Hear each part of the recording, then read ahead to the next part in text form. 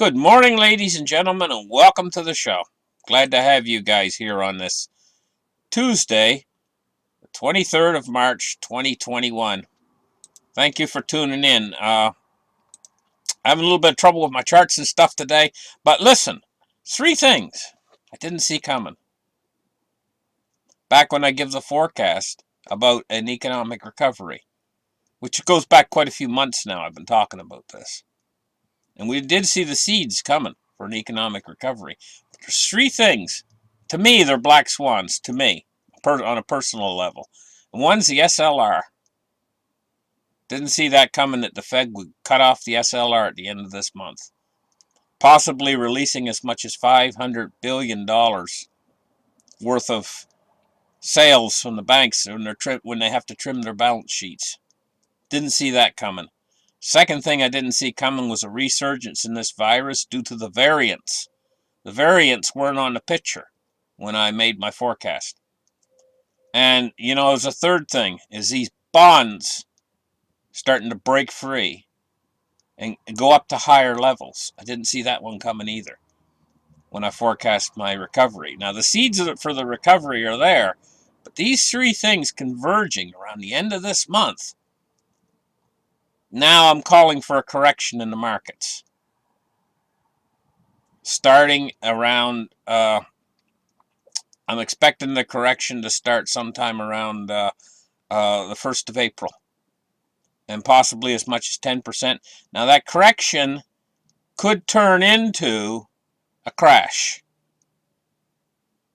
Depending on investor sentiment and stuff, depending on just exactly what the Fed does, and most of it, I tell you, honest to goodness about the markets right now, a lot of it depends upon the Fed.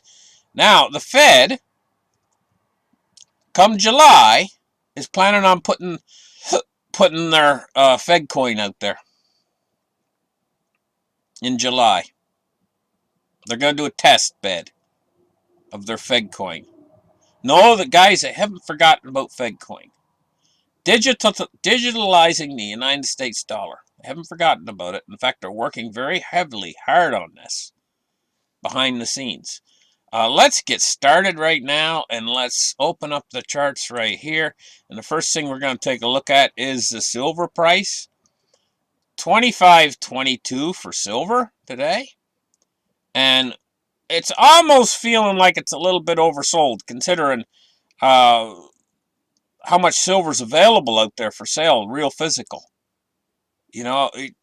Try to buy some right now, in a large quantity. Okay, you might be able to go to your coin store and buy 20 coins, no problem. But try to buy a large quantity of silver right now, and it's very, very hard, because silver is in short supply, and there's a great demand for it right now. Yet we see the price being knocked off 50 cents today and 50 cents yesterday. That's not normal. But what it has to do with the paper market, where they create paper short contracts that have in no way relate to the underlying asset. And that's what controls the price. So they're selling paper silver. They're not selling real silver. They're selling paper silver, and they're driving the price down. And so now we see it down to $25.21 today. Let's take a look at gold here. Gold is at $17.28, and it's dropped down $10.80 today. Let's take a look at cryptocurrency. Cryptocurrency is suffering too. And it's these three things coming together, this convergence of the resurgence in the virus. They had to shut down, for crying out loud, they had to shut down Germany again. I just heard it this morning. Germany has been shut down again because of the virus. It's striking first, these new variants over in Europe. Well, that's where it started, and now it's moving over here to the United States. There's been a number of states now that are posting increases. This resurgence is down to these new variants. And then we got the SLR, where they could sell as much as $500 billion early next month. So yeah, I'm calling for some sort of a correction in the first part of this month coming up. It could lead to some sort of a reaction by the Fed. And the reaction that I would expect would be yield curve control.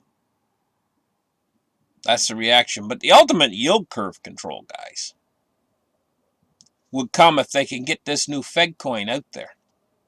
And I think that's why they're pushing it. Because that would allow them to actually go negative on interest rates. If they get the new Fed coin out there. Because the new Fed coin would mean that you cannot withdraw your money from the bank any longer. If there's no cash out there, how are you going to take your money out of the bank? How are you going to go in and say, hey, I want to withdraw my money if it's digital? You know, I mean, and the banks are going to get cut out too, because if the money's digital, why do you even need a bank anymore to put your money? Changes everything, guys.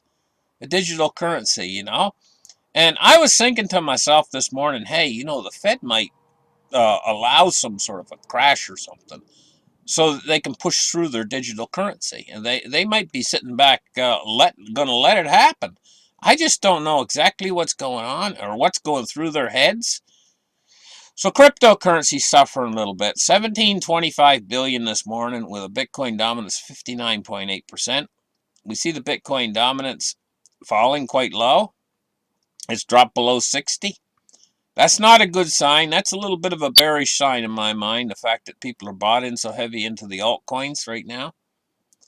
Bitcoin price of $55,125. Dow Jones Industrials today. It's down 106 points. Now, see, this is just, they're front running what they see. They see the same thing I'm talking about here, that there could be a massive correction because of the SLR and because of the interest rates rising on the long end of the yield curve. And the market is not ready for risk. It's risk, a little bit risk off right now. We're looking at a fall of 106 points. Let's take a look at crude oil today, 59.73. And it's down 1.83% today. And we can see the bearish sentiment. And we can see them moving into the dollar right now for protection. So we're looking at crude oil at 59.73. It's dropped below $60. It was up to like 64, 65. I wouldn't be surprised if you seen a few cents come off of the price when you go to the pumps next time, if these prices continue to fall like this on crude. Let's take a look now at the MOVE index today. 67.62 on the MOVE index. MOVE index has been going along sideways. It was down in the 40s, took a sudden bounce up near 70, and now it's been kind of staying near 70 for the last number of days. 67.62 on the MOVE index. Bonds and rates today. We see falling yields all the way across the board today on the Treasury. But if we take a close look here at the 10-year, let's take a look at the 10-year. And if we, let me get my chart up here where we can see it. We have to go out here to the end. We see this rise in the yields. What we notice is, if we move in here closer to this rise in the yields, we see it's choppy up and down. Right? So it'll bounce up to a new higher high, and then it falls back down a little bit, you know, but on that trend line, if we look at the overall trend line, it's up, up, up, up, up. So we're going to break below that trend line if we keep dropping in these yields price. I don't think we're going to do that, so we're getting ready probably for another bounce in the yield price on the 10-year very shortly, you know. What's it at? 1.6820. You can almost expect it to go up into the 170s any day now if the Fed doesn't do something, you know. And so it'll be probably higher. It'll probably be in the 170s or 180s when April rolls around. And the markets are already getting nervous. So this is pointing to me towards some sort of a correction that actually could turn into a crash in the next 30 days. So we're going to have to keep our eyes open and watch for this. You know, the markets are so overbuoyed right now. And a crash could come very suddenly and very unexpectedly. And it could look very much like what we had last March. The crash we had last March. Could be pretty intense. And we saw that we had a Fed reaction at the bottom of that crash last March. Investors made it really good. They bought into the market around 18,000. That's when the bottom was, you know. And the Fed come in and did that big stimmy package. We saw where that buoyed the market to, from like 18,000 to where it is now. Okay? That could happen. A repeat of this could happen all over again in the next 60 days or 30 days. Where the market falls, I believe the Fed would step in. They'd be very nervous if it fell 20%. It would really put them on edge, and I think that they would step in before it hits 25%. Goodness knows what they would do, you know. But don't underestimate the power that they have. Don't bet against the Fed. They got an unlimited printing press, and they're not frightened of deflation. The Fed's not, because they know that they can stop deflation. Ben Bernanke said it best. He said, if we face deflation, he said, as a central bank, we will fly over and dump money out of helicopters. And I know it sounds ludicrous, but it's practically what they've been doing already with the stimulus money that they're putting out there. $1,400 checks to everybody in America. It's helicopter money. So we're already in the age of helicopter money, and once they've started it, they can increase it anytime they want, to any level that they want. So don't bet against the Fed. Take a look at the U.S. dollar index today, and we see this deflation as having a positive effect for the dollar, caused by these three things: the virus resurgence, the end of the SLR come the end of this month, and bond rates climbing.